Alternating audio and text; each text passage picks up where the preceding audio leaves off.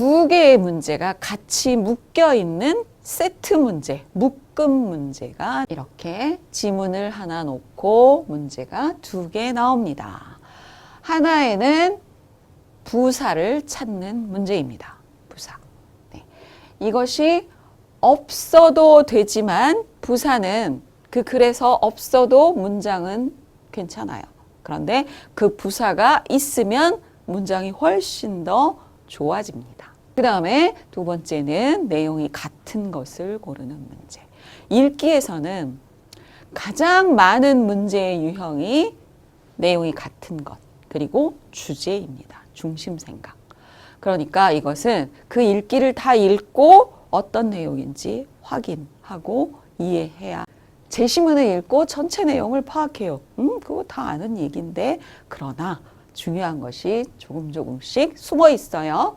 2단계, 빈칸 앞뒤 문장의 인과관계. 우리가 앞에서도 배웠죠. 원인과 결과로 어떻게 연결되는지, 반대인지, 비슷한 문장인지, 또 원인이 되면 어떤 결과가 나오는지 그 빈칸에 들어가는 어휘를 골라야 하죠.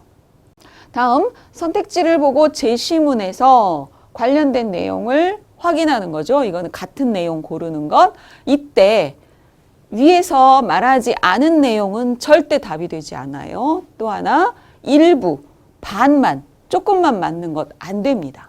내용이 같은 것은 완벽하게 100% 같아야 해요.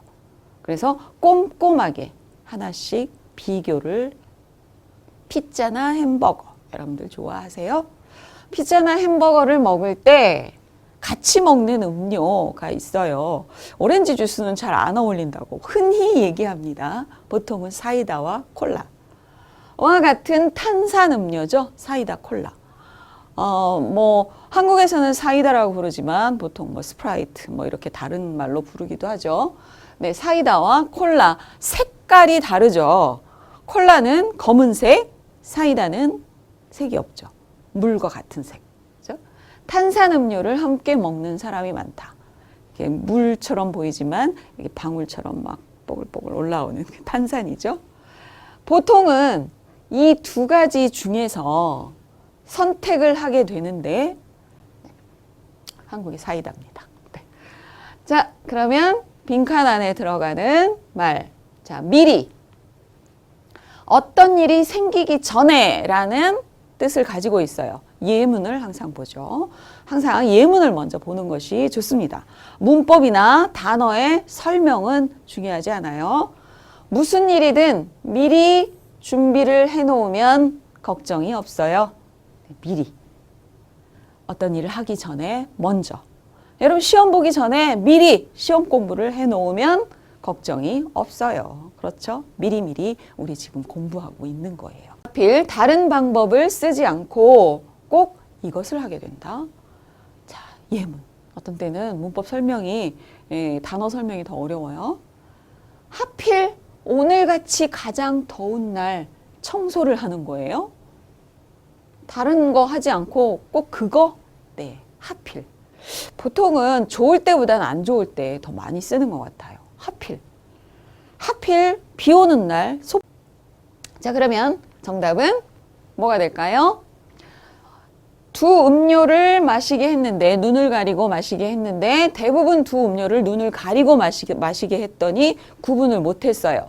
이는 결국 맛이 아니고 색상으로 여태까지 맛을 구분했다는 말.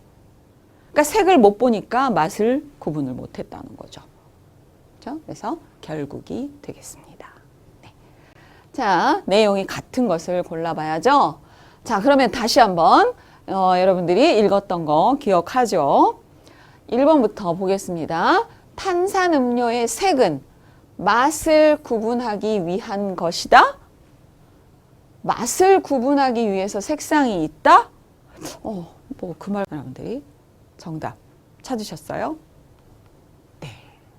이 본문에서, 이 제시문에서 얘기하고 있는 것을 찾아야 돼요. 얘기하지 않은 것은 답이 될 수 없습니다. 이 글의 내용과 같은 것이죠. 그래서 여기서는 음식의 색은 맛을 느끼는 데 중요한 역할을 한다. 여기 있죠. 음료의 맛이 아니라 색상으로 맛의 차이를 느껴왔다. 그만큼 음식의 색깔이 맛을 느끼는데 아주 중요하게 영향을 준다라는 말이었죠.